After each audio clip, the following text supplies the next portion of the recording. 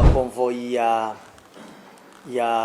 Honorable Kyagulanyi wakati wonange okulumba hoteli ono mwali ilikuwa kutubola ddembe lyabo naddala obudde obw'ekiro.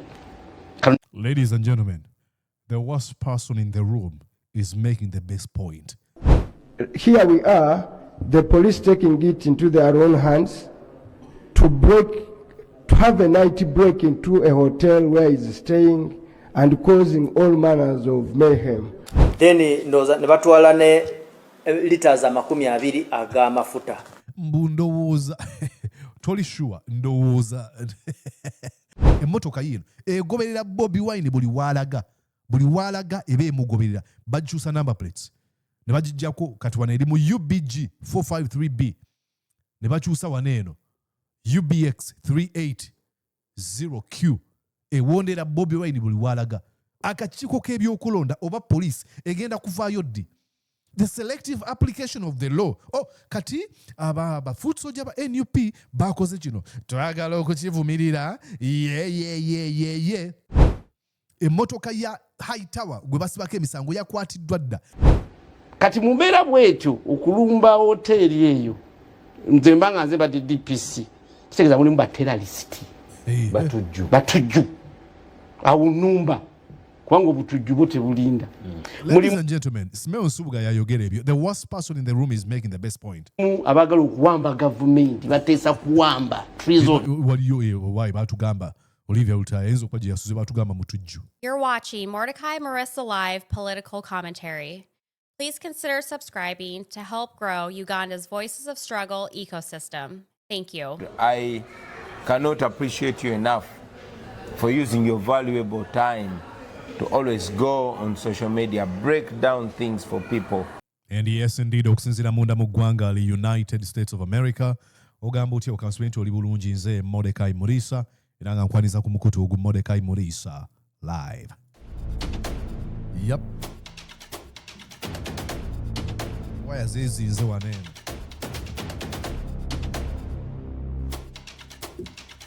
All right.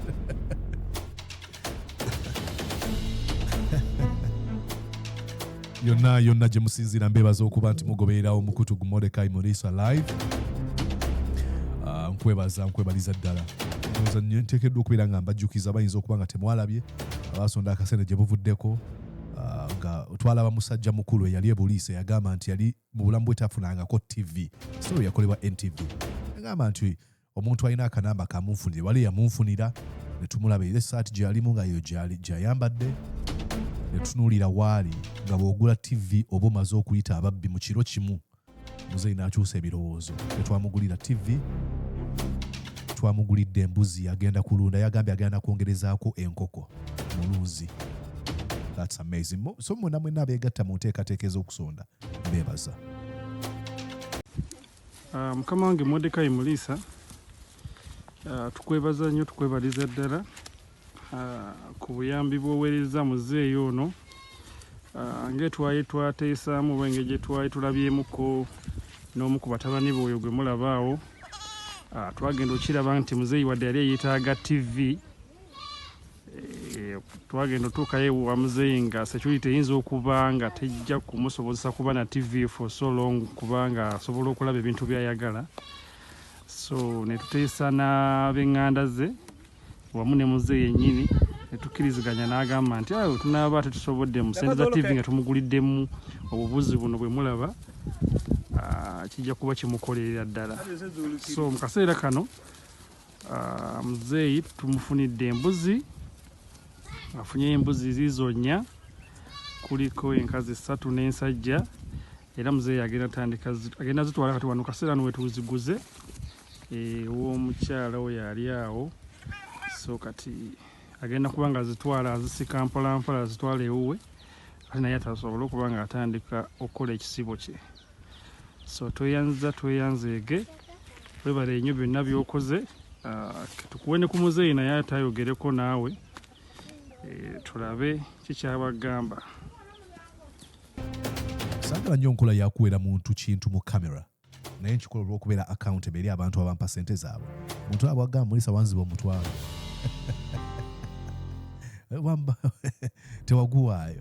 So that's why I do it. So thank you so much guys. Mwena abakikoze nka video nga bw'okalabye muzeeyi nga musanyufu ebitenkanika. Anyways, ladies and gentlemen, olwali tugenda kutunuulira poliisi ng'egezaako okwefunyafunya okwezingazinga nga bagiya okujustifyinga ebikolwa ebyakoleddwa ku Bobi Wine ne bafoot soldier babadde ku hotel Lira. Byabaddewo mwabirabye olunaku olw'eggulo ne twongere mu maaso n'okubeera nga tuwuliriza tukube bituli mu bigambo byabwe. Joe, tuli mabega. First of all, I want to tell you about this Rusoke Kituuma guy is very, very bad at what he does. He doesn't know really what he does for most of the times. Convoy ya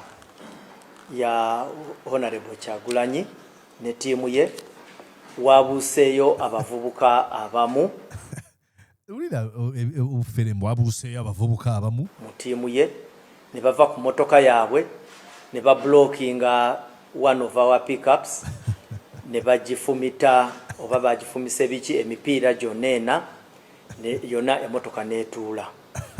Tebakomyawo ne batwala laptop ne batwala ensawo ya omu mu baana babadde mu motoka eyo ne bamenya n'ekisumuluzo eky'emmotoka nga then ndoza ne batwala ne liters 20 ag'amafuta. Mbu ndowooza toli sure ndowooza obulimba buganye ndowooza baatutte agabadde ku motoka eyo nga twagala okulabula nti emizeejo nga Uganda Police Force tetugenda jikkiriza. You know, it's so funny. Bana basajja abazza emisango ng'ensi yonna yonna ebalaba. Mbukuluno bakkiriza abavubuka babuuse ku mmotoka ne bazingako emmotoka ya poliisi. Banyumya ekintu nga wakirabako mu movie, horror movie oba ezo action packed. Abavubuka babuuse ne bazingako ne babba ne bajjamu omukka like anyumya film ewedde emirimu. This, I bet you, chances that it didn't happen are 99%. Bwebanga bino byayogera bituufu, obutuufu bwebyo byayogera biyinza okubeera 1%. Anyway, iranga naffe kye twakoze. Anyway, nga naffe kye twakoze, abiki byayogera. Twaguddewo omusango twaguddewo emisango omuli robale. Naye bano abasajja bajjanga bamanyi nti bagenda kwogerako eri bannansi balinga nga abeekanga nti kati ogenda oyogere. Like, do they do any sort of prep? Kituuma Rusoke guy musomesa wange yansomesa Kimuli Patrick yagamba nti waliyo gye bayita 5 P's. Proper preparation prevents poor performance. Wetegekeko ne malicious damage. Era nga twakutteyo mu bantu baabwe twakutteyo abantu 10 nga mwe muli Sembusi Precious Paul, Bukenya Ismail. Now mu bye boogera byonna tebonnyonnyola situation under which gye mumenya ebifo gye mumenya abantu gye basula. Mama Linda Zedriga badde yebase ne bakuba oluggi n'avaayo nga bamugamba atwagala kwogerako naawe ng'ali mu night. Baagala kumukwata kyekigenda mu maaso bakuba pepper spray ate bavaawo tebalina kye banyeze. Imagine that. And all these emboldened by the impunity that has been done in the past, that they know that when you do a bidding for Museveni, as regardless of how violent it might be, you have the protection of Yoweri Kaguta Museveni. Lokoro liberty. I think I will show you here. Was he this gentleman? Bamuitani yabadde mu parliament. Minister of Transport ku nsonga z'omunda mu ggwanga. Gwe bamuita Muhoozi, David Muhoozi. I think he spoke. He was asked. Nagezaako okunnyonnyola. Let me show you here. Let me show you something here. Yeah, it's right here. Enoye Extreme Media UJ. Here we are, the police taking it into their own hands to have free to campaign across the country. And here we are, the police taking it into their own hands to have a night break into a hotel where he's staying and causing all manners of mayhem. So we understand some of our campaigners who are accompanying him, you know, as presidents normally do, they have an entourage. They have been seriously injured and some have been hospitalized. Can we know the crime and the offense that warranted the police to raid a hotel and did what they did to a candidate that is, for all intent and purposes, free to campaign across the country? Right, Honorable Speaker. And they cannot do this to any other candidate. Bobi Wine ye candidate yekayika gwendaba abeera ku kituuti nga kuliko abantu ba electoral commission nga bambadde obujaketi bwa electoral commission. Why? Nga sibalaba nga bali ne Museveni ku podium yemu, ku stage yemu. Bobi Wine ayogera wano waliwo aba electoral commission. Mukola kuki? Sibalaba nga bali n'oyo w'olusaniya, sibalaba nga bali ne Museveni, sibalaba nga bali n'omulala woka. Bobi Wine yalina campaigning team yoka egobererwa ewonderwa. Let me show you something here. Tuli fenna waneno. Let me show you here. Tugenze waneno ku. Let me see X platform here. Tugenda on ku X platform tulabe dozabadde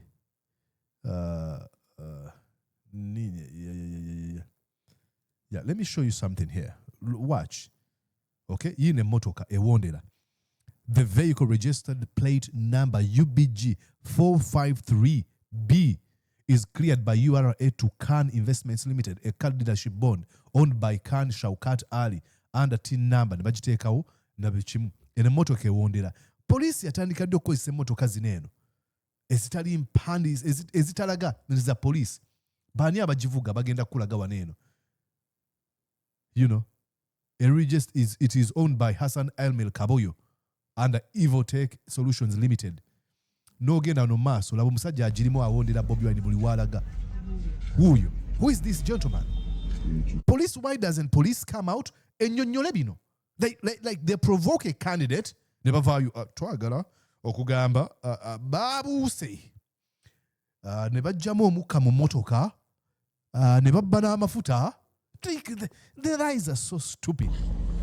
Look at that guy wuyo aba awondera emmotoka buli we balaga awondera Bobi Wine buli we balaga bayimirira ne bagula kantu nga naye ayimirira wuyo. Police osagamba tuziza olukuŋŋaana oyo yono omusajja ono amanyiddwa bw'ati emmotoka gyali musi ya police teryamukomako buli walaga yiye emmotoka ate si ye yokka. Does the Uganda Electoral Commission know about this car and its covert operations? It is even interested. Babuzant, is it even interested? What were the intentions of operating undercover? Who deployed it? Is it the only police car on the trail? Why is it the only car changing plates? What was the plan? Echusa number plates buli kaseera. Emmotoka yino egoberera Bobi Wine buli walaga ebe emugoberera bajusa number plates.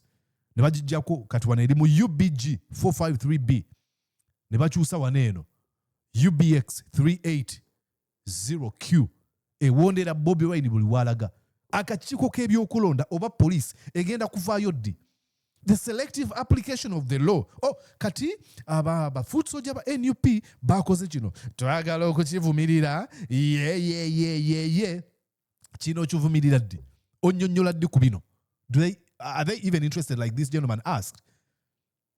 Iye motoka UBG 453B wano bagikulaga UBK 380Q wano bagikulaga UBK 380Q ye motoka yemu ewondera Bobi Wine buli walaga balina obumu obujaminga network such that Bobi Wine tibaswa kukola ki ku broadcasting bintu byabwe ku social media.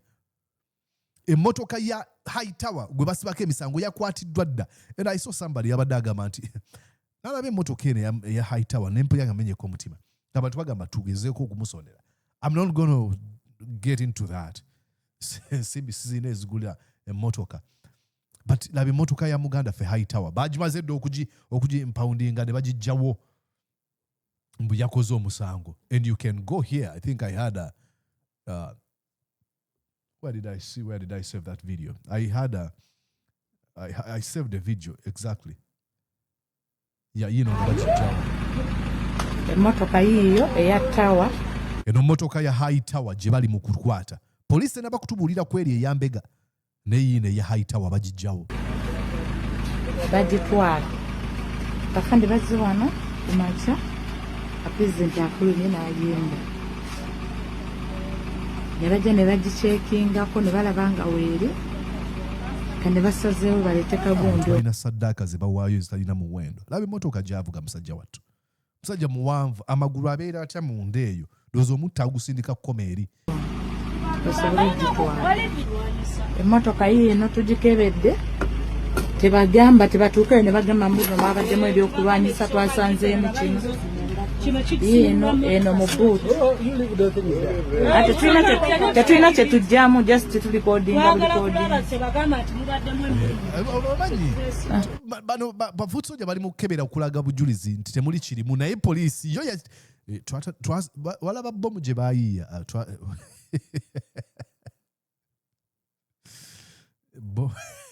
Baayiiya bomu ebala ekintu kyabadde mu moto mubijjukira bomu ezaabwatuka.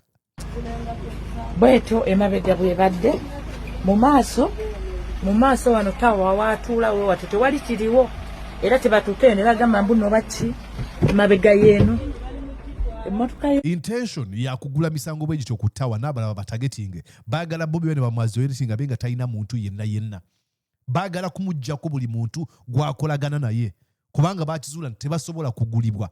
That is very, very dangerous. Ndowooza yali Hussein Kyanjo yagamba nti akaseera kagenda kutuuka omuleme gw'abantu gugenda kujja ogutaagala nsimbi ogutaagala bifo ogutaagala kintu kyonna kyonna nga baagala nkyukakyuka be abantu abeetodde Bobi Wine. Swabula ow'omukisa yabadde akwata ka video kali ke nakulazeeko nga Swabula ow'omukisa baawe ali mu kkomera Bobby Giant mwawulira bwe namu interview nga uli eri mba mu interview eraga linda koleka nkwate ka video kaneeno tabikola kusasulwa ebyo tayagala nsimbi za Museveni. Emabega bweti bwefaana bamuggyeko tutya abantu basawo kubagula bayinza okutuuka ne bagamba munno mwabadde mu kino mutunne mwete abebiri mu motoka munda omuggo gwe kuba bamumenya okugulu ojjukira amenvu gereze mulabe emmotoka ya tawa yino bagitwala temuliimu kirimu amenvu ago galeete n'ogwo omuggo gwe afande abatugulira nga bagulira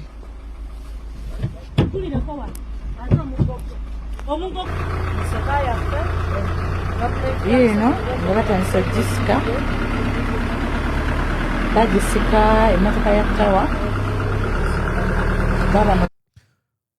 nga wentera okuyisa wakalango kamu wana akasooka kulonda 2026 protest vote make sure nti ogenda e Uganda olonde gwali e Uganda it's fine gwanasobola okutraveling e Uganda that's fine gwasobola okuwagira mu ngeri emu oba endala that's perfect then ekisembayo nsaba gwe ali mu kulaba nga toli subscribed okubeera ng'osubscribe ku mukutu guno tugukuze bw'otyo bw'owagira ebikolebwa wano eno. Let's go back. Thank you. bagisika bagitwala waliwo bafande waliwo wa traffic waliwo n'owa wano yiyo waawe n'abalaba abaliyo bali bangi iyo kasiriva ezinone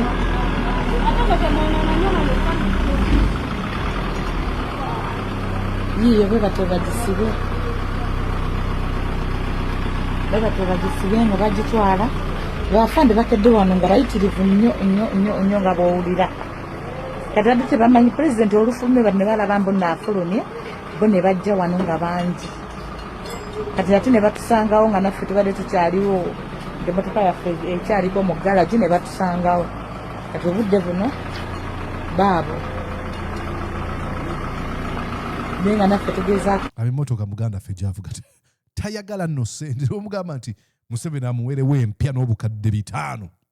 He doesn't care. Ekino tekitwakola kuba abazze nga missoni yaabwe yakutwala mmotoka ya tawa ebadde uyo emmotoka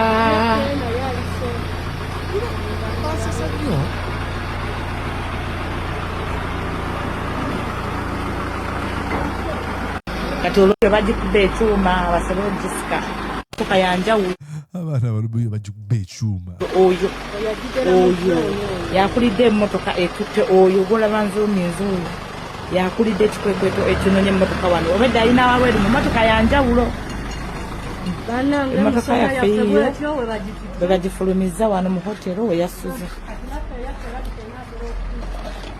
yiyo katola bakola ekyo bayinza okuba banoonya naye yasuziza Bobi Wine nga balina omumukwata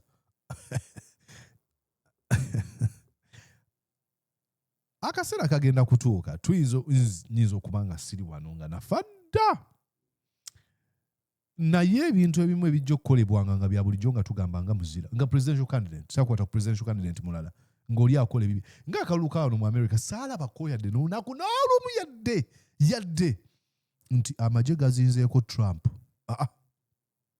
Actually Trump bamwongera bwongezi abakuumi bwe bamugezaamu okumutta government nemuweereza okumwongera abakuumi aba secret services wali Uganda babagamba kati ovuganya otya Museveni nga yakuwadde abakuumi ba SFC kubanga bamanyi nti abakuumi abo si ba Museveni basasula nsimi za wa musolo ne Museveni okuba owninga SFC negwe bawa ne bamugamba akume Bobi Wine abagamba bamutte lyegwange fuwe lyatuukaawo.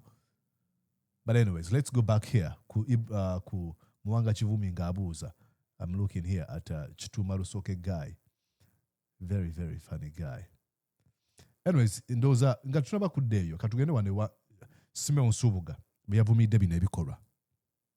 Nyola nga kakyokedde emmeri obuntu Lira tulinawo office mu region ya Uganda tulinawo office okulabika nga abalina oludda lwe bakolera kati okusooka kansoke ntangaaze kiri nti ekikola nakivumiridde no here in the story okay ekikolwa kino ekyakoleddwa poliisi tukikubire mu ngalo tulina kikubira mu ngalo kubanga kityobola eddembe ly'obuntu okusookera ddala bw'omala okwewandiisa nga presidential candidate ekikawala emitendera gy'oyitamu togwa bugwi okuleba nti oleesa abakusemba mu ggwanga lyonna ebisaanyizo kati waliwo kye tuyita time table eragibwa buli presidential candidate alina kuba mu district olunaku lumu bonna 8 tewali babeera mu district 2 olunaku lumu tekikola ki tekiriiyo kati president Kyagulanyi ne ttiimu ye babadde balina kuba babadde lire eggulo wakati wonange okulumba woteeri ono mwali kuba kutyoboola ddembe lyabuntu naddala obudde obw'ekiro. Ladies and gentlemen, the worst person in the room is making the best point. Simeo Nsubuga yayogera ebyo like of all people and the irony here of how people usually suspend reason ono ya supporting ebintu bya age limit okujja wekkomo ku myaka kiki osuubira when you launch live presidency how do you think it's going to be consolidated by making sure that people break the law kati mbo ali mu kakiiko ak'eddembe ly'obuntu naye yeewuunya kubanga omuntu gwe yagamba nti asobola okubeera president paka lwali yagala okuva mu buyinza akoze ekikolwa ekimu ekyokulaba nga yeekumira mu buyinza nkivumirira. This is what you ushered us into. Kino kye wali otukola bwe wawagira okujja ekkomo ku myaka omukulembeze yateekeddwa okukoma okwesimbawo wali otusindika mu kino kati yeewuunya kuba alwanira ddembe ly'abuntu njagala kafune buki bulungi budde bwa kiro kampe asibyewo olunaku lwonna kampeyini azimaze ayingidde mu woteeri ye ne banne mu ddembe ly'obuntu right to privacy nti eddembe lyange erya ng'omuntu tukwatagana si muntu nti wa bulijjo was the presidential candidate ayina state security baba wa security ebakuuma kati gwomusirikale wa police nga DPC wakati awo DPC avunaanyizibwa overall mu buli district mu district police commander bw'oba oyagala kwabo batambula nabo nga ayina omusango gwe yazizza katugeze president waliwo ebintu byabadde byabbiddwa okya bulungi osobola okumufuna essaawa yonna naye totekawo mbeera n'alumanya ne saalumanya okukosebwa ndabye bawujja abaki abantu abakyala kati awo n'omuntu asobola okufiirwa obulamu bwe. Ladies and gentlemen, omuntu anywedde obutwa yeewuunya. No, actually kinakwera omuntu omu awadde omuntu obutwa kati yeewuunya omuntu lwaki omuntu oyo afudde. Gwowadde obutwa obadde olowooza agenda kukola ki? Agenda kufa. Gwe watuleeta mu kye bayita life presidency of Museveni kati yeewuunya kuba kati bw'ozirayo mu busirikale bwe nakola omusirikale baba bakutendeka omala omwaka mulamba ng'oli mu class akagambo which offense committed kekagayidinga kekakulembera omusirikale yenna musango ky'obuddizi. Museveni, they do not care about professionalism. They don't. I shouldn't say all of them, but most of them who are delegated by Museveni to do his bidding, even in violent means. Era emisango girimu emitendera. Actually, especially in violent ways. Waliwo gwe tuyita minor. Nti wamukubye oluyi wabbye akasimu asakasabo waliwo gye tuyita capital. Kati mu mbeera bwetyo okulumba hoteeri eyo nze mba nga nze badde DPC kitegeeza mulimu bateralist batujju awo nnumba kubanga obutujju bwo tebulinda. Ladies and gentlemen, Simeo Nsubuga yayogera ebyo. The worst person in the room is making the best point. Abagala okuwamba gavumenti bateesa kuwamba treason. Waliyo batugamba Olivia Lutaya yinza okuba gye yasuze batugamba mutujju. Okya bulungi yenumba bwetyo mulimu abatemu mada bassa omuntu oba bateberezebwa nti basse. Okitegeera kakati tunokwawula ebintu bimeka bibiri.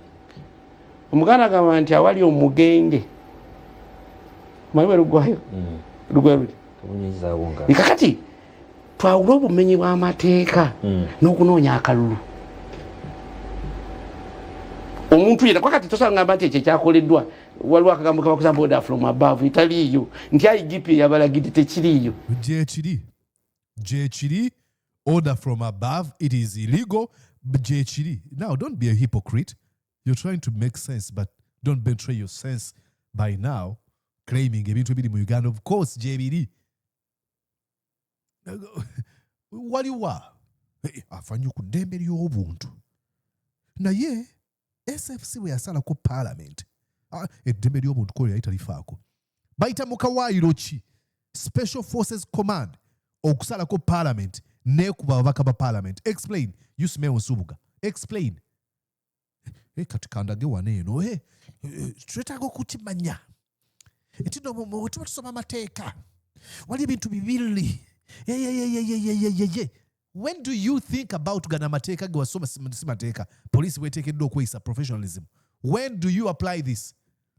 Waliwanga basalako kubanga wali mu parliament biseera ebyo ne bayingira parliament ne bakuba ababaka ba parliament n'abamu ku bo obuvune bakyabulina n'okutuusa olwaleero nga Nambooze bazzaake amata ne bagajjako ne bakuba ababaka ba parliament nga tebakkirizibwa okolwa amateeka nga teyagafaako agezaako okugamba nga agamba tunoonyereze ku kyakolebwa mu parliament baani abakiri emabega bw'oba ofaayo ebiwundu bikyali fresh. Investigation ezo bw'ozikola esobola okubeera conducted and concluded mu myezi mitono nnyo. Show us your interest mu kumanya ebyo byatuukawo juzi 2017 2018 n'emyaka ejaddirira byonna eyali akubiriza parliament eyo akyali mulamu. Rebecca alitwala kadaaga ekyakolebwa kya bumenyi bw'amateeka. Who was held accountable? Why did they do it? Wano kati nkugamba waliwo twawula okwawula okunoonya akalulu. He doesn't care. Nga bw'abyogedde enkya singa bakeera ku makya ebyo bakola ebyokumenya amateeka ne babikola ku muntu gw'ayita mulabe we talina kyagenda kwogera. Ladies and gentlemen, I will introduce you to a very beautiful article here. MP Simeo Nsubuga's bodyguard shoots man in Kasanda. Police in Kasanda are investigating circumstances under which the bodyguard of area MP Simeo Nsubuga shot at a man on Wednesday evening. Wamala Region Police spokesperson ASP Norbert Auchom told Chimp Reports on Thursday morning the shooting incident was reported to Kagugube Police Station. The shooting took place bomugamba tunonyeze bino byaggwawa byakomekereza bitya Simeo Nsubuga kati alaga afaayo nnyo. Hey, tebinaba na konkona ku luggi. Wait, you have fed a monster and you want to pet a monster. You have fed a monster. Simeo Nsubuga, you and your loyalists to Museveni have been feeding a monster. You want to pet a monster. Many of them have actually realized that you cannot pet a monster. Actually, many of them have actually started thinking, how do we cage this monster? It is too late. The monster is out for a hand to devour. Katolbya ogeza kugamba monster gye twakuza ekitwala ng'omwana kati afuuka ekikulekule. Kikyamu nnyo monster eyo bw'eruma neighbor. Kuba monster eteekeddwa kubeera mu nsiko. Oyogera ku neighbor, monster enaatera okonkona ku luggi lwo. Kubanga omukono ogw'omenyibwa amateeka tegulondobamu. Na bwe ntera bagamba radio bwe yayimba nti okwagala nako bulwadde olukukwatako tebuwona. Mazima ogendera ddala ng'eyalwala kookola okulemala. N'obumenyi bw'amateeka butyo bulwadde olukukwatako tebuwona. Ogendera ddala ng'eyalwala kookola okulemala. Toba tokyafa nayo kwani gw'otuusaako bulabi buneeno. Oba tokyafaayo. Anti Besigye ali musawo wo so mukumira mu kkomera n'oba n'omuntu omuduumizi w'ebyokwerinda. Kati hano nga bw'ayogera bineeno kubanga oba nkyayogera mweno nebulous complaint gy'araising nga tayogera ku muntu yenna. Mugambe nti kikyamu nnyo kimenya amateeka. Adumira ebitongole ebyokwerinda mu ggwanga okudda ku mukutu gwe n'agamba agenda kutemako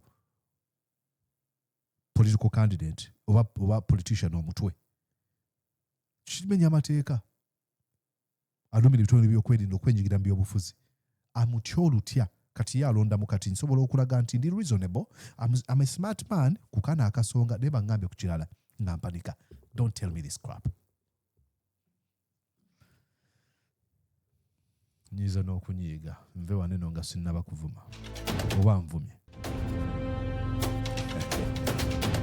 Nze Mordecai Murisa omuteeketeeke omugalatiya ow'ekitiibwa VVIP. Naawe bw'otyo bw'oli nno ebibitiibwa si byange nzekka. Tutuule ffenna mu mizindaalo. Ekibuli bannyaniriza bulungi nga VVIP. Anyways, genda maaso subscribing, like ya video, sharing, wandika mu comment section kikyolowooza. Tunaba tuddingana wenaba mukana akaseera. Bye-bye. Did you enjoy what you just watched? I'm sure they did. I'm going to guess that you did. How about you consider subscribing to Mordecai Marissa Live YouTube channel? Thank you.